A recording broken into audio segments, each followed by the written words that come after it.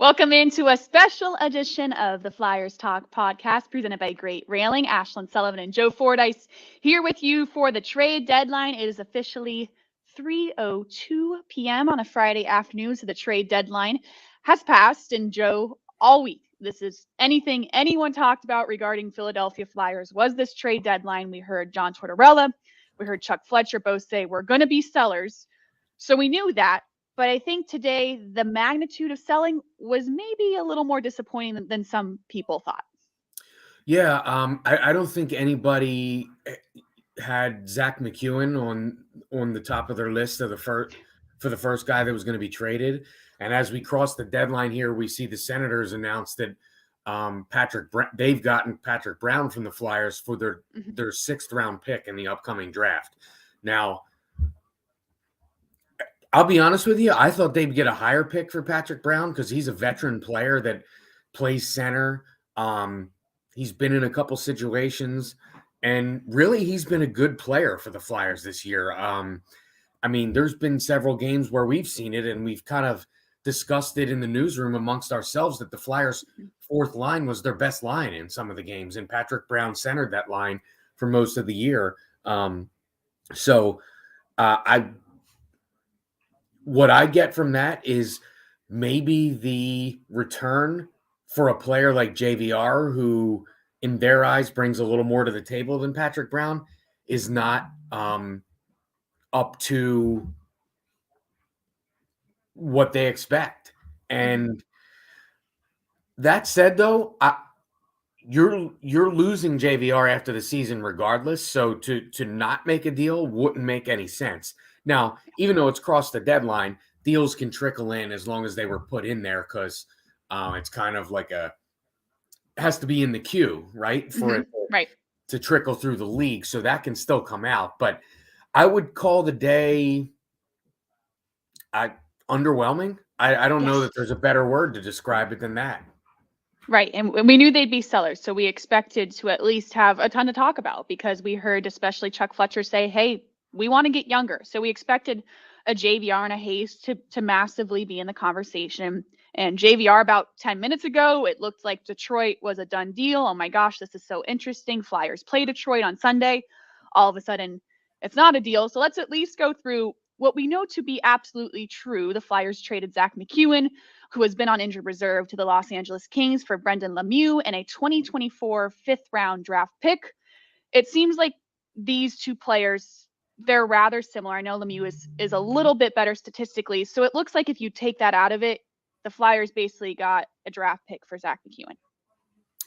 Yeah, I think they basically traded, when it break it down, they traded the Kings some salary cap flexibility for a draft pick. And then, you add in the two players who kind of offset that. And it's similar. Brendan Lemieux is a guy that people in this town know well, and they know him for mixing it up with players on the Flyers in fights, in kind of extracurriculars on the ice.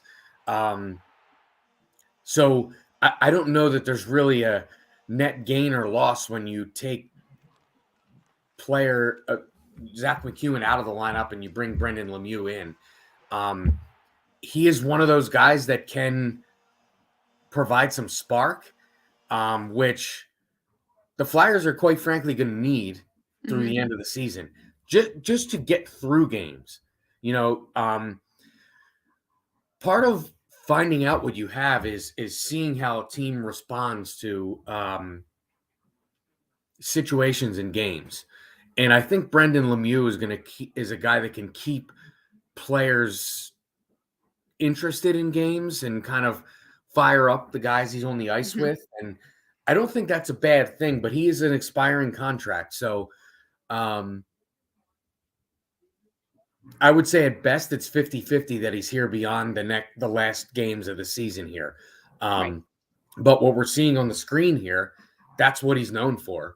And I don't think that while that's not that necessarily bad thing for the fans, it's entertaining for the fans and stuff. I don't know that anybody went into this trade deadline day looking for more of that, or and best case, a even swap is fighter, enforcer, guy that likes to mix it up for another fighter, enforcer, and guy that likes to mix it up. It just falls under the underwhelming category for me. Right. And Brendan Lemieux, if you look at the mindset, okay, it's for these last 20 games or so. And I know John Tortorella yesterday on the radio said, we're going to have to think totally defensively going forward. So if this is at least where you can keep yourself in games, then hey, it makes sense at the least. And Flyers Talk is brought to you by Great Railing. Stop into Great Railing for the highest quality and lowest prices on all your railing, decking, and fencing needs. Okay, let's talk JVR a little bit. That was by far the biggest conversation point of the trade deadline for the Flyers. It was an expiring contract, and everyone thought, okay, you want to at least get a trade or get picks for him because of the expiring contract. And I wonder when I was reading about this, you see the large cap hit, and you wonder, was that too much for another team to take on? But we thought for teams that were in contention and could use a veteran like this, maybe they look past that, but it seems like JVR as of now is still a Philadelphia Flyer. Yeah, there's both national and local reporters saying that he just hasn't been traded. And I don't know how you can look at that as anything other than disappointing, because this is a player that you're going to lose him for nothing other than your own cap space after the season. And you would hope they would be able to acquire something. But again, it's the salary cap ramifications, and maybe the Flyers are not willing to pick up enough of it because the money is, even with a little bit left in the season, the money is still pretty substantial for a team to take on at this point in the season under their cap. And when you consider the team that's going to be looking at him is likely a contending team that's either in a playoff spot or on the outskirts, those teams generally don't have cap space that's just plentiful. They can just throw around money, right? Right. So they would need the Flyers to pick up half or a majority of that deal, and at least as of right now, it seems like that was not something that the Flyers were able to come to a deal of their liking. Now, there's going to be a ton of heat on the GM if that is what turns out, and all indications are that's what it is. But I mean, this was the most likely move. People have talked about it since the beginning of the season. Oh my gosh, yeah. That this was the player that had to be moved before the deadline, the most movable piece. And it appears right now that hasn't been moved. So I think to describe that non-move as underwhelming would be kind to, I think, to describe what the reaction to this move not happening will be. That is a very kind adjective, because even if you go back to Wednesday's TNT game, the national broadcast, James Van Riemsdyk was by far the point of conversation. They kept showing him saying, oh, is this his last time as a Flyer? We all thought, yes, for sure, that's going to happen. How you didn't get anything for him, it's so disappointing, and it's so confusing. And right now we don't have the answers. And that leads us to a less dramatic tone of Kevin Hayes. And that was another guy we thought could be a possibility. Torts and Chuck Fletcher this week, they didn't shy away that he most likely isn't the most permanent best fit for the Flyers long term. And that made a lot of sense as well, as an older player. And Chuck Fletcher said this week, we want to get younger. And Kevin Hayes as well, a guy that admitted, hey, I'd love to stay in Philadelphia. And seems like he's going to get his wish. Yeah, I think we knew all along this was going to be a hard trade to make because of the salary and the term left on his deal. And I'm sure that ended up being the breaking point with any team that was interested in him.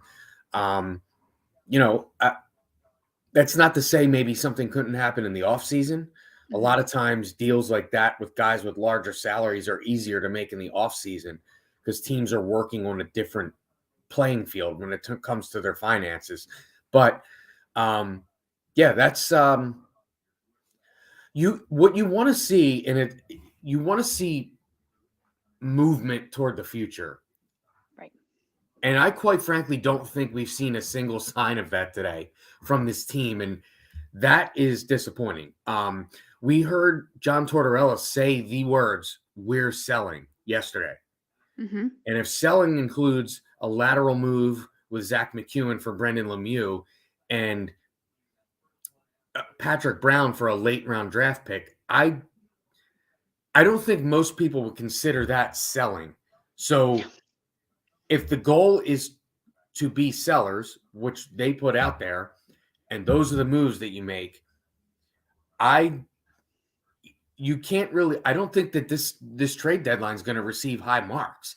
How could it? Because if your goal was to be sellers and to look toward the future, and these are the only moves that you were able to get done, it's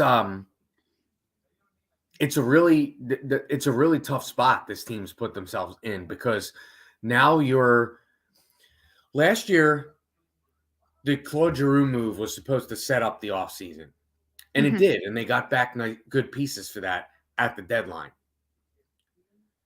This year, it seems like everything that was talked about, none of it actually came to fruition, except for a couple of minor deals that are, quite frankly, I'm not really sure how much they even help. If you acquire a 5th round pick next year and a 6th round pick this year, okay. I mean, it's draft capital, but I mean, you're not really, nothing's really moving the needle there. And I think it's tough to sell that to a fan base that is already, I don't know how to describe it other Upset, than on the edge. disappointed. Yeah, Yeah. they're just kind of on the edge with what's been going on with this team over the last few seasons. It's and rightfully so. I mean, it seems like the team is caught in purgatory. They're in this sort of not bad enough to have the highest chances of getting the top overall pick, not good enough to really contend for a playoff spot, and also up against it when it comes to the salary cap. Now, that could change in the offseason. JVR's money will come off the books in the offseason. If they're able to do something with Kevin Hayes, whether it be move him or a buyout scenario, stuff could start to open up with the salary cap. But in terms of acquiring future pieces, that's where I think they hit a home run last year, getting Owen Tippett for Claude Giroux. And I know they weren't trading a piece as big as Giroux this year, so to expect that again would be unrealistic. But you didn't really acquire anything for the future except a couple of late round picks. And that is disappointing. There's not really another way to say it. Yeah. And I think what makes it as disappointing is they admitted to something that didn't happen. I think we all kind of accepted, and John Tortorella talked about it earlier this week, how hard it is to admit that you're in a selling situation to a locker room. And Tortorella admitted, Monday that they weren't going to make the playoffs, and it was a tough pill to swallow. And it's when you're in a seller situation in the locker room and you see all these other teams adding pieces, gearing up, it's a blow. It's hard to play. So we were expecting, and it was almost like we were being set up, okay, at least they're going to get younger, and at least they're going to move towards the future with getting rid of JVR. And now it's just kind of confusion you're left with. Yeah, the question was, where is JVR going, not right. if. And then it became if very quickly. And it became no, seemingly, within the last 15 minutes. I know. And, I was checking my phone, Twitter, hello, anything. Yeah. So it's very odd. Odd. Usually, you usually don't see a player like this that is with an expiring deal, a guy that has a specific skill set that a team that is contending can use. And JVR is a power play guy. He's a guy that causes havoc in front of the net. We've all seen his work around the net, tipping pucks and things like that. And to come up empty with a player like that, I mean, we've talked about the salary cap ramifications, but you'd figure you would find a way to move this player for something. And it just didn't happen. And it's puzzling and disappointing and underwhelming. And those are all the words you're going to hear, I think, over the next few days. And we don't have a game to talk about until Sunday, where minus Patrick Brown, we're going to see the same guys out there that we saw over the last few games, because Zach McEwen really was on IR. Right. And so maybe we see Brendan Lemieux. But I mean, really, we're not talking about much of a different lineup. And I feel like all of us expected that we would see a different lineup. Right. Some kind of shakeup just to freshen it up a little bit. Yeah. Yeah. And really, this is I feel like it's more of the same of what's been going on around here for the last few years. Right. I don't.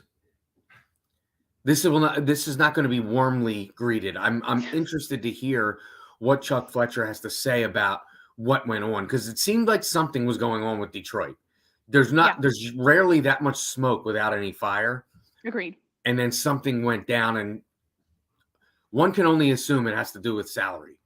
Yeah, you would think it always boils down to money and someone wanting more. So Chuck Fletcher will speak to the media at some point this afternoon. So we will have Jordan on site who will write that up. So we're going to at least hear from Chuck Fletcher and get some explanation of what went down today. Catch all the sports action and more at Rivers Casino Philadelphia, whether it's the money line or the pass line. There's something for everyone, including a great sports book. Rivers Casino Philadelphia. Philly loves a winner. Gambling problem, call 1-800-GAMBLER. You know what, Ashlyn, an interesting point to bring up here too, I think, is in the days leading up to this, we heard yesterday in particular, we heard John Tortorella address Kevin Hayes, and we heard him address Ivan Provorov. And you didn't hear a peep about either of those players basically after John Tortorella spoke yesterday. Right. And to me, I don't know what that says. Does it say that the asking price was too high? Does it say that the money couldn't be agreed upon? The Kevin Hayes thing, you can almost guarantee that had to come down to money and term on the deals. The Provorov thing, I'm wondering if the asking price was too high, because the whispers seemed to be that it was earlier in the week, that this is a player who still has a lot of potential. He's a younger player. We all know that Ivan Provorov's work ethic is second to none. We've heard about that every year he's been in the league. So I wonder if the Flyers were really trying to shoot their shot and get what they could for this player, seeing him as really the one guy on the roster that they could afford to move that would get them a return. And it's very interesting to me that went silent over the last 24 hours, really.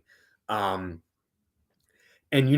Chuck Fletcher's going to get asked about this because I don't think that anybody's going to go into this press conference wondering about Brendan Lemieux and, trading Patrick Brown for a 6th-round pick. This is going to be all about things that didn't happen and why they didn't happen. And that, to me, is what the questions everyone is asking is what it's more about the what didn't and the what ifs than the what did, because the what did is really minimal impact on the actual roster. And it's very I almost wondered, with John Tortorella putting all the cards on the table yesterday like that, not that they weren't really there already, but I wonder what teams' dealings with the Flyers were like. And I wonder if any of that information is going to get disclosed later today when Chuck Fletcher decides to speak, when things are wrapped up. Because to me, that's the story here is we have a lot of uncertain future things with this team. I think outside of the coach, I really think everything with this team is uncertain right now. Yeah. And generally that's what happens when you have a team that's gone through the last few seasons like this one has. They've clearly brought John Tortorella in to be the face and the voice of this franchise. And beyond that, I don't know that you can say anything about this situation as a certainty beyond John Tortorella being there. I agree. But I will say for John Tortorella, he's always so honest, and I think we appreciate that. But especially this week, I thought he has been the most insightful, the most honest he's been the entire season, and truthfully kind of refreshing of really laying it all out on the table of how far this team really does have to go. And I mean, it was the quote yesterday on NBC Sports Philadelphia: we're pretty much non-existent in the NHL as far as respect. We have to get the right people involved. Like, wow, yeah, everyone's thinking that. But to hear your head coach say it, I appreciated it, because it shows that what he's been saying all year long is that this is not going to be fixed quickly. And I think now you're seeing why this is very much a long-term process. Yeah, and I do think there are, I think the fan base, and you just mentioned honesty, and I do think consistent messaging Mm-hmm. that goes along with that honesty is something that people can get behind and appreciate. Agreed. And nobody could accuse him any mixed messages. It's been the No. same message since the day he got hired. There's work to do. We have to see who's going to be here. He has to see what he has. The messages remain the same. No one was under this delusional thinking. Well, maybe us on pregame live a couple times under this Just like two thinking. shows. Yeah, that we were thinking about the playoffs for a little bit. And I feel like the couple times that we did that, they went out and got handled pretty well in those games. We got humbled. So, Yeah, yes. we got humbled pretty quickly. Yeah. Yeah. But his messaging has never changed. Yeah. And I do think that people appreciate that. And that's at least a foundation for going forward is the consistent messaging. And we heard him say yesterday that everyone is on the same page in terms of how we're going to do this, and that we're going to do this the right way. Yeah. Even if it takes a long time, and even if it's impatience and fans wanting it fixed right away. I go back to January when they were on that run and Travis Konechny was heating up, and it was where we started talking about playoffs on pre and post game. And even then Torts was like, we haven't done anything yet. Like, pump the brakes. Like, yeah, they should be proud of themselves, but basically everyone chill out, because I know we've got a long way to go. And now you see that. So I even respect it more so looking back to January of how he saw this and he was still honest when he very easily could have hyped up this team like everyone else was. Yeah, I mean, John Tortorella's been around. He's coached good teams. He's coached bad teams. He coached a bad year in Vancouver. He knows what it looks like when a team is in trouble. And he's not afraid to tell people about it. He's also not afraid. He also is known, and I believe he's done that this year for at least points of the season, getting more out of a roster than the roster will say on paper. And I believe that's what he's done this year. I mean, this is not the run that they went on, the best run of the season. That really kind of got people to start that little bit of buzz of, well, they're only 6 points out of the playoffs. They're 7 points out of a playoff spot. And they're, that they are on the outskirts. That's because John Tortorella did with this team what he's done at his other stops. He gets more from guys. Guys buy in. Guys play hard for him. Results come as a byproduct of guys playing hard and playing over their heads. The problem is when you have such a talent deficit, which recently with the injury to Travis Konechny and some of the other things that have gone on with this team and Joel Farabee continuing to struggle this year, the talent deficit starts to show up, and you can only overplay your talent deficit for so long. And I think the Flyers have reached the point where they can't overplay that anymore, because now you're getting into playing opponents that are desperate for playoff spots, that are fighting for seeding, teams that have retooled at the trade deadline and are now better than the last time they saw them. All of those things catch up to a team that has a severe talent deficit. And I think there gets to a point in the season where the will and the soul of a team gets broken.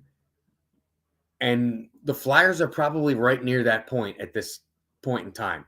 I think a 7-0 loss and one of the, that's the kind of game where it's one game, but it's not one game. It's way more than one game. And it looked like it was more than one game that Mhm. night when we were sitting there looking at that game. And, it really is. It's a tough road. And then it becomes tougher when now you're looking at guys that maybe thought they wouldn't be here, that are still here, that are playing at the string with this team. And, I don't think guys like Hayes or Provorov probably got too far down the line of thinking that they were getting moved. But I do think a guy like JVR did. Yeah. This is a guy that probably thought he was going to be in a playoff race. So how do you get back up and you get past that and you just continue to go along? But it's human nature to have some sort of effect on you mentally with, that mindset of I'm going to be jumping into a playoff race, and regardless of where you're going.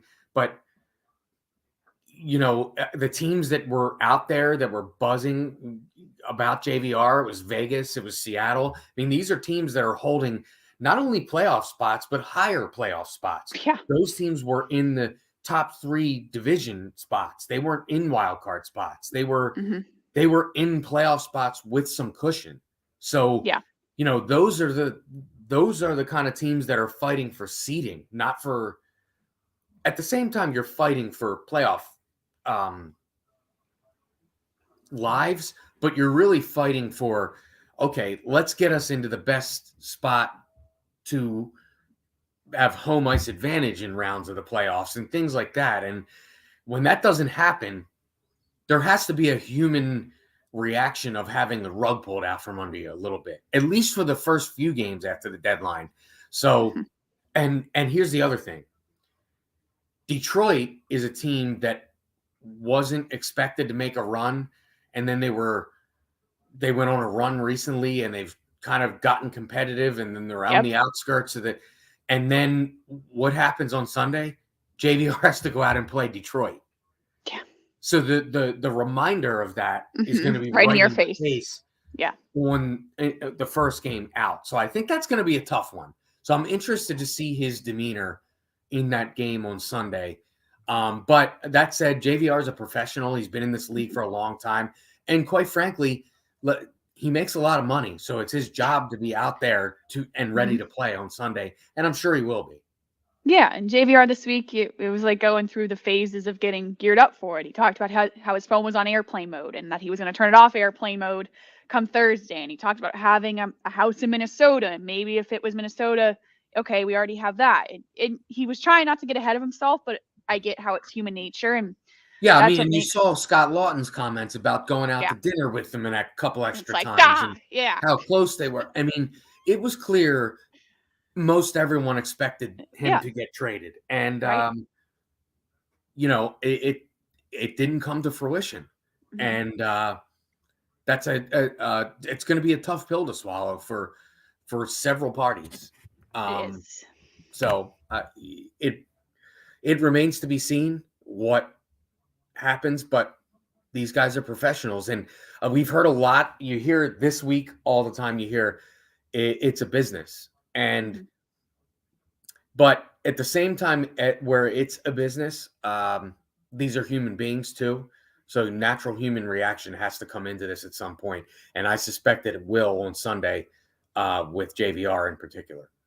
Agreed. And we have lots of questions for General Manager Chuck Fletcher, who will be coming up here shortly. So stay with us. We will throw to that live press conference where hopefully we'll get some answers of what went down today. And as the Flyers are back on home ice on Sunday, 20 games remain in this season. And John Tortorella, he said the P word this week, the pride word. And no sport, you want to get to the point where you're talking about pride. That's a really bad sign of how the season went. But I understand why he has to bring it up, because at this point, everyone in the locker room knows you're out of the playoffs and you have to bring up the question, okay, well, what are you playing for right now? And I thought Torts was candid and honest that he's looking for people to fill this Philadelphia bus. Who's going to be on the bus? And if you don't show up these last 20 games, he especially seems like a coach that is really going to have a magnifying glass to this. Yeah. And again, it's good that this is a coach who's navigated all different kinds of situations in Right. his different stops in the league, including winning. So, Mhm. he knows what a winner looks like. He also knows what a team that needs a lot of work looks like, and he's made that clear that this is that type of team. So I think it's good that they have. Last year, when the Flyers moved on from Alain Vigneault and Mike Yeo was their interim head coach, I don't think anybody was under the assumption or sort of thinking that Mike Yeo was going to be the coach here for a long term. So Mhm. that was a different situation last year after they traded Giroux. It was, let's just wait and see because we're going to have a new coach and everything. Now, at least you have the coach in place. We know what the Flyers think of John Tortorella. He has clearly been designated as the voice of this team. And so that is something that wasn't there last year. Mhm. So I do think that's a positive. I don't think you can view it as anything other than that because he's willing to take on whatever is ahead. And, in his words, they're going to do this the right way, which clearly means he knows what that is in his mind. Now, whether it pans out, we don't know. But Yeah. he has been very clear that he has a vision for this franchise. And that is something that I don't think was in place at the end of last season, was a vision for this franchise because your bench was in flux, your roster was in flux. Now, this year, your bench is not in flux. Your roster is in flux, but it's in flux in a different way in the sense that I think you're going to get some breathing room this offseason and maybe be able to do some things for the future, which is not the case last year because you had these big contracts that were there with term left on them. And I do think that he's not saying who, but by the way he's talking, I think he's identified who he wants to be here in the Mhm. future and who he wants to be here or not to be here. Oh, And yeah. You can read through the tea leaves with that one for sure. And yes, that's why I thought the Ivan Provorov situation was so intriguing because that seemed like a guy that Torts really loved and always complimented. So it didn't seem like even if they got a sustainable offer it seemed like Ivan Provorov, John Tortorella wanted him here. he was very complimentary of Ivan Provorov yesterday. Mhm. And Yeah. and and More what I so than found ever. right. And what I found very interesting was the part yesterday when he said, "I'm sure Ivan hasn't been happy with some of the things that have gone on here." Yeah. Now, that to me was a very interesting comment because Mhm. if he's acknowledging that, you have to think he's acknowledged it to Ivan, and Yeah. maybe they've talked through some of their difficulties. Um, and maybe that's part of the reason that all the sort of any talk around Provorov being dealt Mhm. stopped. Yeah. Maybe everyone saw that and said, "Okay, it's clear you know, he's moving forward with Provorov." Yeah. And you know, for all whatever perceived difficulties between those two, this is a coach that has never publicly come out and said anything about Ivan Provorov, Negatively. alluding to him not being here. Right. He's lauded his work ethic. He's talked about how he's pointed out to the media when the media kind of goes in a direction where that maybe Ivan's struggling, he's taken it back the other direction every time. So Mhm. he's never really openly criticized his play or anything that he's done. So, but I was very my thinking about Provorov's future with this team changed a little bit with that one comment yesterday about him acknowledging that Ivan probably wasn't happy with how some of the things have gone because that's not something we've really heard a ton this Mhm. year. And along that line yesterday, too, it was very interesting when he said, a lot of people have this idea that it's my way or the highway. Well, Yeah.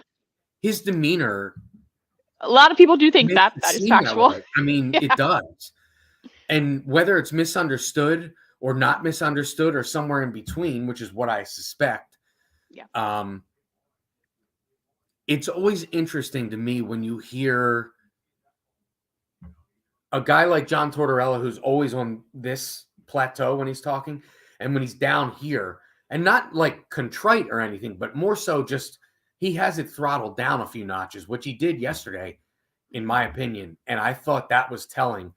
And, but I don't think, based on what he said yesterday, he anticipated this little activity before the deadline.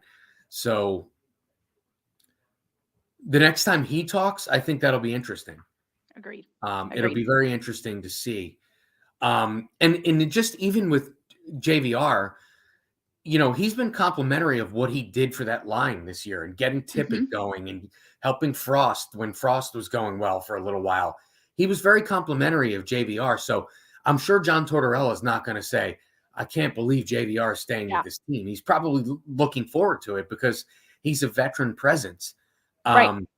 But it's the assets for the future and the lack thereof that were acquired today. I think that is going to be a big topic. And as we see there, the assembled media in Voorhees waiting for Chuck Fletcher to address what did happen today, but I suspect but more so what didn't. happen. Yeah. And it should be very interesting. And, again, I don't think there's going to be, a lot of what did it mean to get that 5th round pick next year, or what did it mean to get the 6th round pick? And I do think there'll be some thoughts about Patrick Brown, because Patrick Brown was a positive influence on this team this year.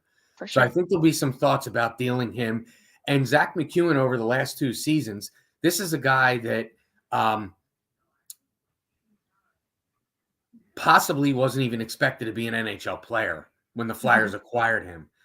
And I think he's really been an energetic player. He's a player that Scott Hartnell always talked to us about how he loved the energy he brought early this season when he was bringing the offense. There was a 3 or 4 game stretch where he was really driving, his offensive game and scoring goals and creating. And he was an infectious player for the rest of the team. And I do think there'll be some discussion about that. And then there'll be some discussion about what Brendan Lemieux brings for the rest of this, the rest of this season for this young roster. And to me, I think there'll be some question about whether Brendan Lemieux could be part of this going forward. And basically how this could be a 20 game or so tryout for going forward. Because this team likes to have those guys that are emotional leaders. They have Nick Delorier now, but that's not a long-term answer. Right. Zach McEwen wasn't a long-term answer. So is Brendan Lemieux on a tryout here? I think that's a question people are going to ask. But I think most of this is going to be about why didn't this happen? Why didn't this happen? Were there talks on Hayes? Were there talks on Provorov? Anything like that. And, that's what everyone's waiting for answers on. I'm not sure they're going to get them. I don't either. Yeah. But, the answers and what the reaction is, I think are going to be the big thing to take out of this coming up here. Yeah. And Brendan Lemieux, and while we await Chuck Fletcher joining the media, we'll fill with you guys until that happens. You can't really ask for a better opportunity if you're Brendan Lemieux to have this tryout and to prove to yourself that you can be a part of this Flyers team. Most guys have to deal with this during training camp. He gets 20 games to do so. So I would imagine if I'm him, give it my all and see if I can help a team that could really use some firepower, some violence, if you will. I think for him, it's a good opportunity. It's a fresh start and something. It seems like all up to him if he can play up to the standard that they want and need him to stay. And he's been part of this Metro rivalry, or before there was a Metro division. The Flyers and Rangers were always rivals. He's been part of that rivalry. He got in a fight with Sam Moran, the former Flyer, a few years ago that a lot of people remember. He knows what it's all about. So he's been with the LA Kings, where the rivalries maybe aren't as intense as they are in the East Coast, but there's no doubt coming back here to Philadelphia, seeing that Flyers logo um, you know, just getting those rivalry juices flowing again, that's going to be a lift for Lemieux coming back here, having been part of it. And, he's that kind of guy. And you see players like you see players like him that play for one rival and then they go to the other rival and it just continues. Those kind of players they're not invaluable. And I think a lot of times they get the rap that they are invaluable. On a roster like this, I can see why people don't like the acquisition of a player like this. But, when you look through the history of the NHL, the teams that win, they always have a guy like this, a fiery guy, a guy that's there, a good teammate, sticks up for his teammates. So that can't be undersold. And I think this could be a tryout for him going forward. Totally agree. And for those of us that have just joined awaiting the press conference for General Manager Chuck Fletcher, the Flyers, not as active as many people thought during this trade deadline that ended at 3 p.m. this afternoon. The Flyers traded Zach McEwen, who has been on injury reserve, to the Los Angeles Kings for Brendan Lemieux, and in turn get a 2024 fifth-round draft pick. But all eyes were on James Van Riemsdyk today and whether the Flyers would be able to get something for him, as James Van Riemsdyk is on an expiring contract, and it is found out that JVR will stay a Philadelphia Flyer. And while, John Tortorella likes that. Oh, and here's the guy with all the answers. Let's now go to General Manager Chuck Fletcher. There was, I didn't have any offers at all until about 1:40. I got a call from a team, and they had a concept that if they were able to move a forward off of their team, then they had interest in acquiring JVR. We talked about the parameters of what the deal would look like, and it made sense from that standpoint, but all along it was conditional on the other trade going through, and eventually the other deal fell through, and it was probably about 25 minutes before the deadline when I found out that the deal fell through. So, but it was interesting market. I mean, we've been working the phones hard for 3 weeks on a few, most of our players on expiring contracts, and the one offer that I did get on JVR happened at 1:40 this afternoon, and it was a conditional offer, and I didn't know what the market would be, but I thought there would at least be some offers that we would have to consider or not consider. So, it's the nature of the business, I guess. It is what it is. We would probably rather have a good pick and allow JVR the opportunity to play in the playoffs, but the market spoke, and it wasn't to be, and he's a true professional. He's a good hockey player for us, and he'll be a good mentor down the stretch. But did you have other teams that you went back to when you found that out? Oh, I've been speaking to teams for 3 weeks. I've spoken to every team. Every team by then had already told me, no, several times. So, there was that deal didn't hold up anything at all. I never had an offer until that conditional offer at 1:40, which I found out at 2:30 wasn't going to happen. And so I spoke. They acquired somebody else. Just to clarify, they acquired somebody else. No, they didn't acquire somebody else. They were going to move forward. The other team, I don't know the details of what they were doing. It wasn't really my business, but if they were able to consummate the other trade, then they were going to come back. But we had the framework of the deal done in case they were able to make that trade, and they weren't able to make it. There was a report from Ellie Friedman who said that it was pending a physical, so that wasn't true. No, nothing. Routinely, when you acquire players, teams ask, about the medicals, and they did ask, and his medicals are fine. You guys have been covering JVR, he has no medical issues, but it had nothing to do with us. Again, we agreed to the conditional part of the deal, but I understood the conditions, so there's nothing untoward here. Like we understood that if the deal happened, we had a deal. If it didn't happen, we didn't have a deal. It was all up front, and but at that point, again, we were where we were. Chuck, you said there were no firm offers on JVR, obviously deals have been going on for the past week or so. Do you think that maybe your ask was too high in the early going, and then there was no one left that had interest because they already had their pieces by No, deadline day? no. I don't think that at all. Typically, you make an offer and another team counters. If a team has interest, they typically counter, or they accept your offer or they counter your offer. I mean, these are draft picks we're talking about. It's not overly complicated. So,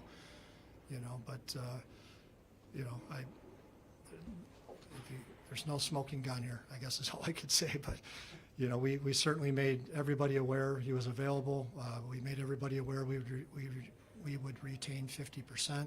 We made everybody aware that we could even take back a contract if that helped a little bit more on the cap or the cash.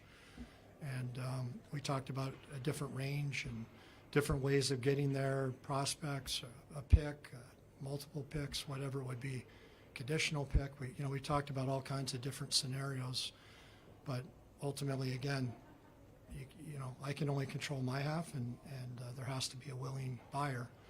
And until 140 today, we never had any type of offer, and the offer we got was conditional. I mean, we're talking about a guy who has nearly 300 goals in the NHL. There were many other players that were dealt at this deadline that don't have the same, pedigree that he has. I guess how you explain the lack of interest? I've been using that line for 3 days. That's exactly what I've been saying to teams. Like, this guy's a good player. He can help you. Give him to you at $3.5 million, and just let's cut a fair deal. So I can't answer that, Charlie. I mean, obviously, if I can't speak for the other teams. How disappointed are you that you couldn't get a draft pick for him? I'm sure going into it, you thought you'd get at least a draft pick. Yeah, that certainly was the hope, and to give JVR an opportunity to play in the playoffs. He's a pending UFA. He's been a good pro for us, and I think it would have been a win-win for both sides. But again, I would have much rather had a pick than not, but we never had that opportunity. So it is what it is. I mean, there's only so much you can do, and I spoke to every team in the league, and really there's about 16 teams that were true buyers, and spoke to them multiple times. There was a couple times I thought there might be a possibility, and then things would veer off. So, there's not much more I can say. I can't, we were willing, and we were accommodating, and we were open to ideas, but you need somebody to be a willing buyer. Chuck, in your conversations with those potential buyers, what was the biggest sticking point in them not wanting to get over the hump for JVR? I'm not sure. I mean, obviously a $7 million cap hit. You retain 50, it's still 3.5. I mean, you can see some of the team's cap situations. I assume that was part of it. There's been some pretty good players moved. Probably there's some teams that had preferences, players they preferred above JVR, but I can't speak to that. Did you attempt to get a third party involved to retain some more of this talent? Well, I mean, again, that would be up to the buying team to do that, but say, for example, you're a team and you value JVR as a fourth-round pick. You think he's worth a fourth-round pick, then you're going to give up another third or fourth-round pick to have a team retain another 50%. You now doubled your acquisition costs, and so I'm trying to be really clear here. I didn't get a firm offer of even a fourth-round pick for JVR, so just logically, I can't speak for those teams, but obviously that's more than they wanted to pay. Chuck, you said that you were willing, if it would help, to take back an NHL level contract. Now, were there parameters on that? You guys are going to beat this one up. Holy gosh. Yeah, I mean, I've told teams I would take a player on an expiring deal. I would take a one-way contract in the minors. I could help on the cash. I was not interested in taking a player with term unless that player could help us going forward. So, but we tried to be as accommodating as possible. But again, we never had an offer. There was never anything that broke down. There was never anybody that said, I'm only going to give you a third or a fourth or a sixth, and take it or leave it. I never even got that. So it just, I don't know what to say. Yesterday, for example, I received 2 calls, one on JVR, one on another player, and I made 17. I just counted my log. So we actively did our best to get an asset and to give JVR the opportunity to play in the playoffs, and it didn't happen. And, Do you think your explanation of this will maybe calm down your fan base and sort of like give them a sense of where you were throughout the process here? Again, when you're selling at the trade deadline, it's not really a hockey trade. You're selling. You're trying to trade a player and get a draft pick. And in order for that to happen, you need a team that's willing to give you a draft pick back. And that's, I can't control that end of it. I can only control making sure I talk to everybody, make sure I let everybody know we're willing to retain half, make sure everybody knows that we can take a contract back, let people know we're flexible in terms of the, what type of, we're not necessarily wed to a pick. It could be a prospect. There's different ways to do it.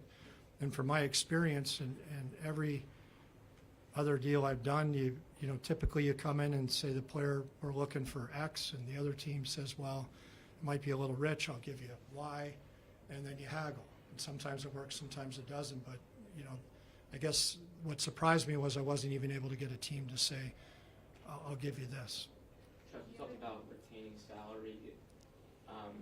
Do you think if James was making less than $7 million, he would have more shooters? It seems like money was the biggest obstacle here. That's my assumption, but probably in the next week or so. We have GM meetings next week, and I can ask a couple teams, what they felt and and what happened. But again, other teams, or some good players moved, and a couple teams came online a little bit later in the process and had some pretty good players that ended up getting moved. So, I'm not sure the exact reason, but certainly, again, the cap hit at $7 million is high in this environment, which again is why we were willing to work with teams.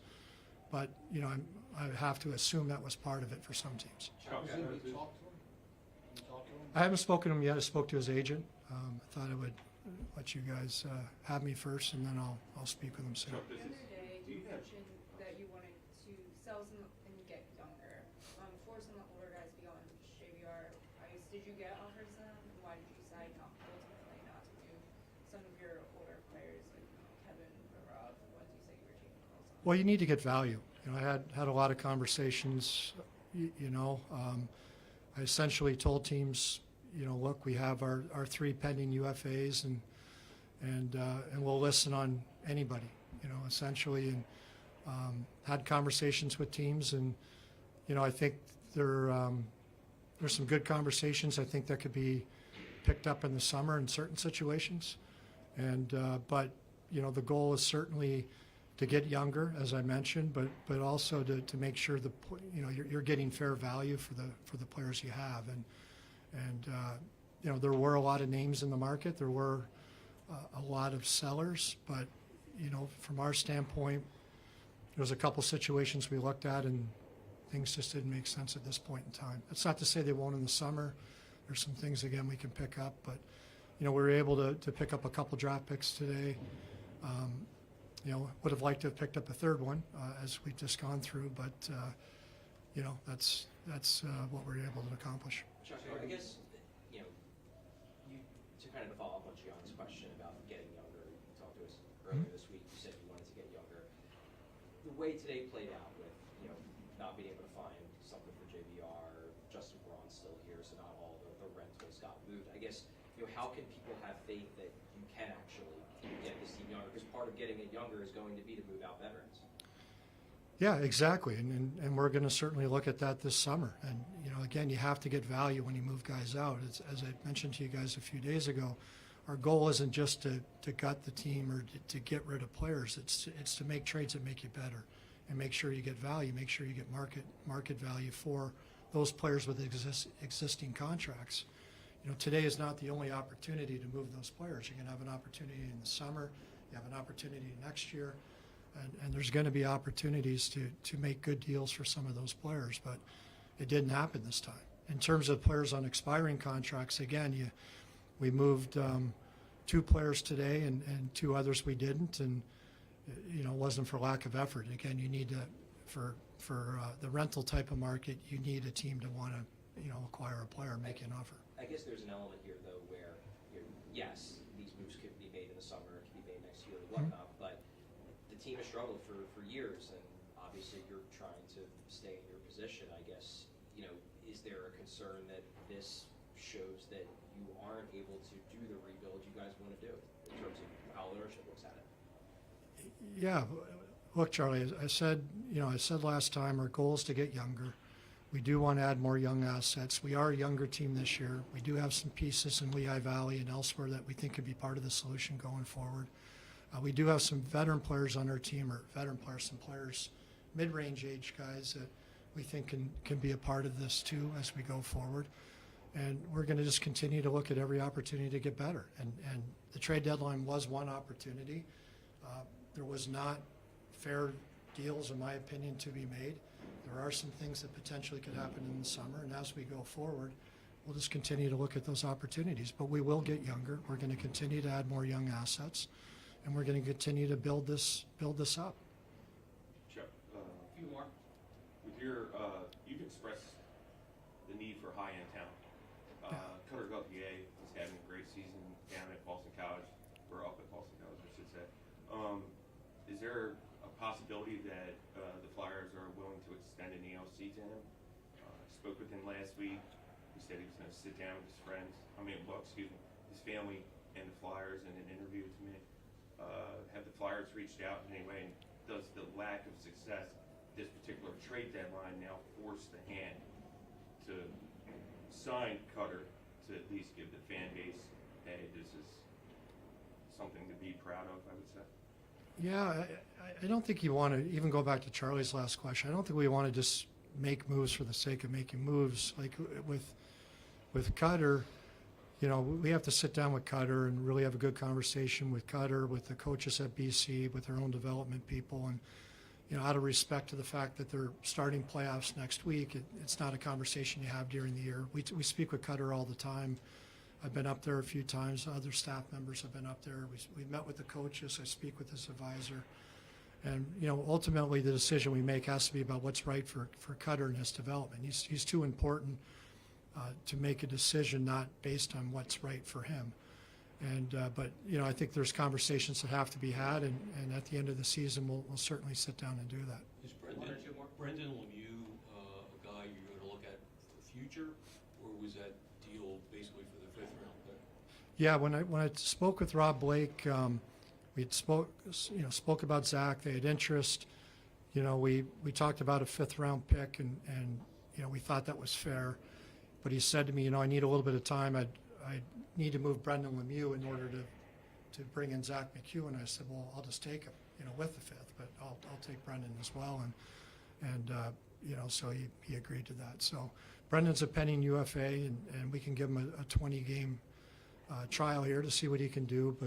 But the deal was for the 5th, and then again, Rob had indicated that for whatever his reasons were, that if he could move Brendan, he would do the deal. So I thought I'd just make it easy on him. With Patrick Brown, a lot of times on deadline day, guys who win face-offs and kill penalties, they tend to be in demand on deadline day, and they tend to be late in the process kind of deals.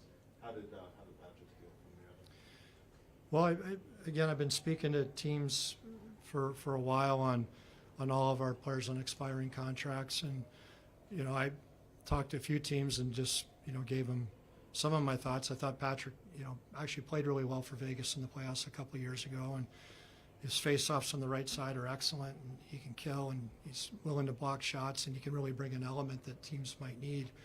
And a few teams called back, and Ottawa was willing to give a pick. Another team was willing to offer a minor league player back, but I would have just kept Patrick in that case. But the pick was worthwhile, and it gives Patrick a chance to push for a playoff spot as well. But Charlie, I'll just go back to your last question, because I don't know if I answered it as accurately. Like, look, I understand our fans are really disappointed. The last 2-3 years, there's no question we've been trying to be a competitive team. We've been trying to be a team, in particular 2 years ago, going back to the summer 21, trying to be a team to maximize the last year of Giroux on his contract, to be a team that could compete and make a playoff spot. And clearly, I haven't done that. I haven't done that job. There's no doubt. We've had Last year, we had a couple devastating injuries, absolutely, with Couturier and Ellis and even Hazy. This year with Couturier and Atkinson's been very difficult. But that's not the only reason. We need more talent. And that's on me. So I get it. But, you know, this is, you know, last summer I think we were a little tepid. We didn't want to be overly aggressive, I guess, in pursuit of talent because we did have some concerns about Couturier in particular, and then Farabee had been hurt, and we didn't know what we exactly were going to have going into the year. So we put some kids on the team. We gave them that opportunity. And as we go forward, we recognize we have to get more talent, and we are going to build it. And, you know, in terms of, I'm not worried about my job. Whatever happens with me will happen with me. That's up to Dave Scott. But everything I do is about doing what's right for the Philadelphia Flyers and not taking shortcuts. And that's in part why we didn't make any more deals today. The deals that were presented to me were not good deals for the Philadelphia Flyers. And last summer, being more aggressive was not going to be good for the Philadelphia Flyers. Maybe in the short run, it makes me look better, but we don't want Band-Aids anymore. We want to build this the right way, and we're committed to doing it. And those are my words. My actions will have to back it up, but we're committed to doing it. Thanks, John. Thanks, John. Yeah, thank you.